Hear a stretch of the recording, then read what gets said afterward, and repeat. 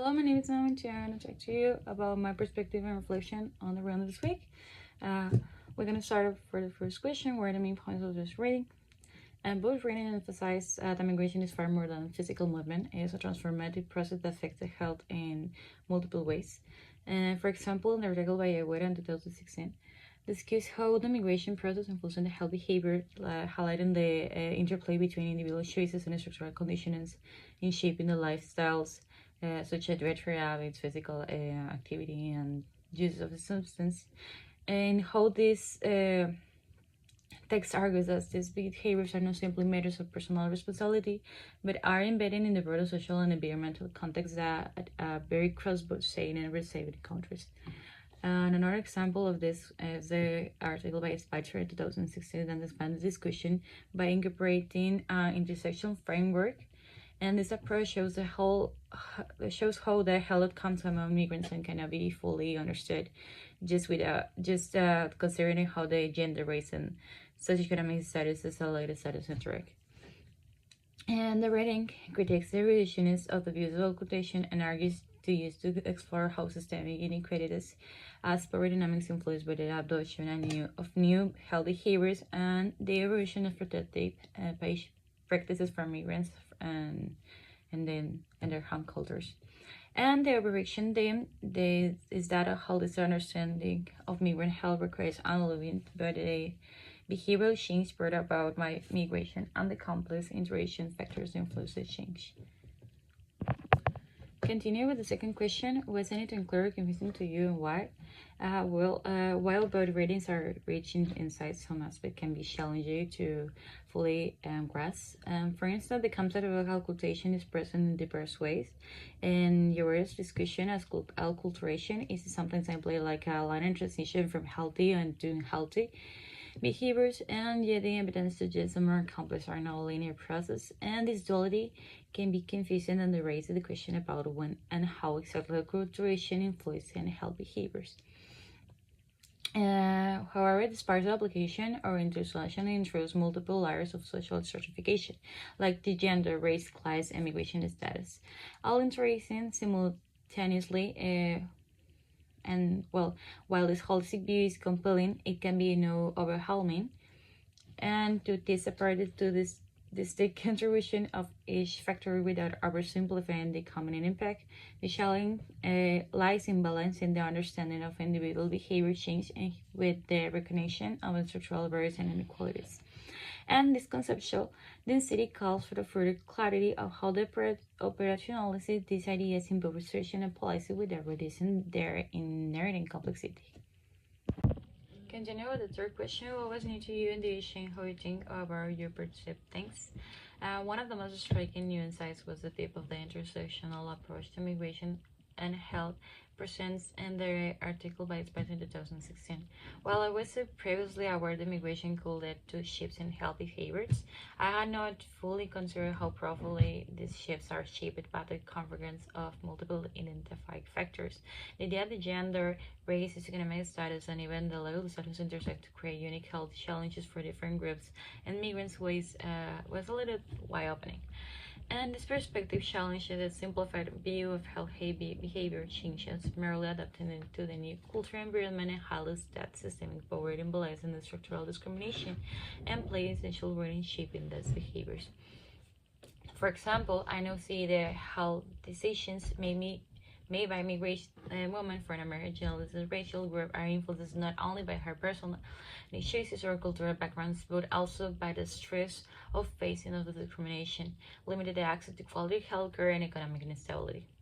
This understanding has prompted me to reflect on how my future role as a healthcare professional must be included at bootcamp for places that consider this multi-phase experience, and it has shifted my perspective to view the health outcomes and products that both of individual agency and broader structural forces. And that recognizing that traditional models of acculturation might oversimplify this complex system. And this specific part makes me more committed to exploring a holistic, patient-centered approach in my practice that addresses both behavioral and systemic factors. And moreover, this enriched perspective has opened my eyes to the importance of contextual sensitivity in public health intervention, and it underscored the need for the tailored strategies that go beyond one-size-fits-all solution and instead embrace the diversity of migration experience. And continue with the first question. Was there anything you would like to explore further or learn more about and why? Well, there are several areas I'm enjoying to explore the further, particularly the practical application of the intersectional frameworks in public health policing and clinical practices.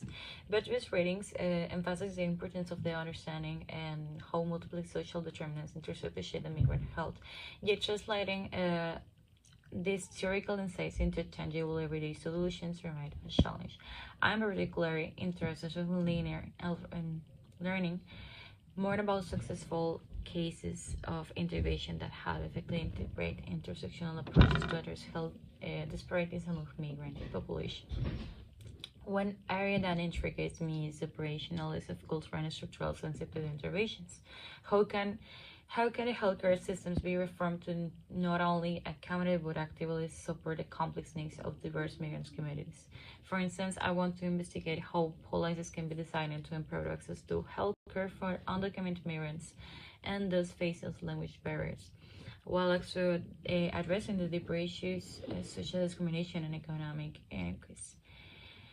Additionally, I'm curious about the role of community-based participatory research in the developing interventions that truly resonate with the migrant communities, ensuring that their voices are the central of the design and implementation of health programs. And furthermore, understanding how the different countries adapt their healthcare models to the unique challenges posed by migration could offer valuable insights. Comparing international best practices might reveal innovative strategies that could be adapted in our context. This exploration is not only academically enriching but also critical for my future professional development and as a medical practitioner who aims to advocate for more inclusive and equitable and healthcare systems. And well, about the last question, give at least one specific example in an aspect of experience in your personal or professional life related to the main topic shown in the documentary. Well, in my experience as a medical historian, I have observed firsthand the impact of migration and health behaviors in this diverse patient population I interact with. One example is the stance of my voluntary community and healthcare center that serves in a large migrant population, large a little bit. And I noticed that many patients from migrants backgrounds often face the languages barriers and cultural difference when seeking the healthcare, especially when they have more like where they come from other countries, like countries that don't have Spanish like the first language. And for instance, their trade habits deeply rooted in their cultural traditions, sometimes clash with the recommendations that they provided in the universal healthcare setting, leading to the confusion and no adherence to treatment plans. And this experience highlighted the importance of culturally sensitive healthcare practices and reinforced the idea that health behaviors are not solely individual choices but are profoundly shaped by the context. It also made me more aware of the need to address the structural barriers to language services and culturally tolerated education materials. The intersectional challenge ranging from socioeconomic hardships to legal barriers, and further underscored the complexity of providing equitable care in the themes of discussing both ratings.